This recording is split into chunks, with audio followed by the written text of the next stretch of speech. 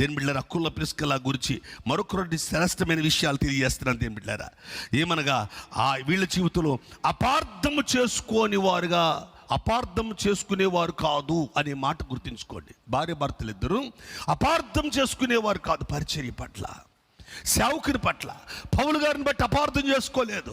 అపోలోని బట్టి అందరూ అపార్థం చేసుకున్నారు, పౌలు గారిని అపార్థం చేసుకున్నారు, సేవకులు కొంతమందిని అపార్థం చేసుకున్నారు. కానీ వీరింటికి చేర్చకుండా ఏ సేవకుడి మీద వీరు అపార్థం చేసుకున్నట్లేదు. ఈరోజు సంఘాల్లో కొన్ని దినాలు సంఘంలోకి వెళ్తారు, నమ్మకంగా ఉంటారు, ఆత్మీయంగా ఉంటారు. అలా రాను రాను పరిచయం అయిపోతాడు పాస్టర్ గారు. ఇది ప్రసాద్ పాల్ కావచ్చు, పౌలు గారు కావచ్చు, ఇంకో పాస్టర్ గారు కావచ్చు.